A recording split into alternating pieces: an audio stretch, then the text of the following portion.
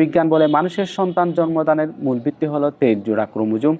আর ঠিক যেখানে কোরআন মানুষের সন্তান জন্মদানের কথা বলেছে, আজ থেকে 1400 বছর আগে মক্কার কাফেররা আল্লাহ রাসূল সাল্লাল্লাহু আলাইহি ওয়াসাল্লামকে এমন একটি অদ্ভুত প্রশ্ন করেছিল।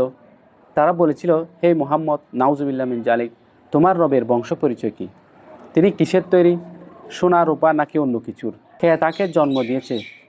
কাফেরদের এই প্রশ্নের জবাবে মহান আল্লাহ নাজিল করেন কোরআনের সবচেয়ে সংক্ষিপ্ত এবং শক্তিশালী সূরা, সূরা আল ইখলাস। বিসমিল্লাহির রহমানির রহিম। কুল হুয়াল্লাহু আহাদ, আল্লাহুস সামাদ, লাম ইয়ালিদ ওয়া লাম ইউলাদ ওয়া লাম ইয়াকুল লাহু কুফুওয়ান আহাদ। মাত্র 4টি আয়াত আর 15টি শব্দের এই সূরা। এর চমৎকার ভাষ্যমটি একটু খেয়াল করুন। এই সূরার মাঝখানে একদম নিখুঁত ব্যালেন্স করে দাঁড়িয়ে আছে মাত্র একটি শব্দ, যেটা হচ্ছে ইয়ালিদ, অর্থাৎ জন্ম দেওয়া।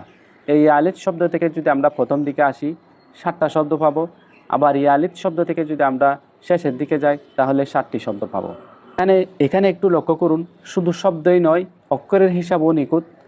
মাঝের ইয়ালিদ শব্দটি বাদ দিলে প্রথম 7টি শব্দে রয়েছে মোট 22টি অক্ষর, আর শেষের 7টি শব্দে রয়েছে মোট 22টি অক্ষর।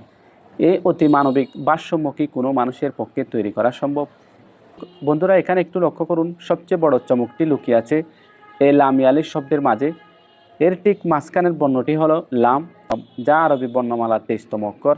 আর বিস্ময়করভাবে এই লামের আগে রয়েছে ঠিক 23টি অক্ষর এবং লামের পরে রয়েছে 23টি অক্ষর। বিজ্ঞান বলে মানুষের সন্তান জন্মদানের মূল ভিত্তি হলো 23 জোড়া ক্রোমোজোম। আর ঠিক যেখানে কোরআন মানুষের সন্তান জন্মদানের কথা বলেছে, সেখানে 23 সংখ্যাটি বারবার ফিরে এসেছে। কিন্তু আল্লাহ বলেছেন লাম ইয়ালিদ, অর্থাৎ তিনি কাউকে জন্ম দেননি।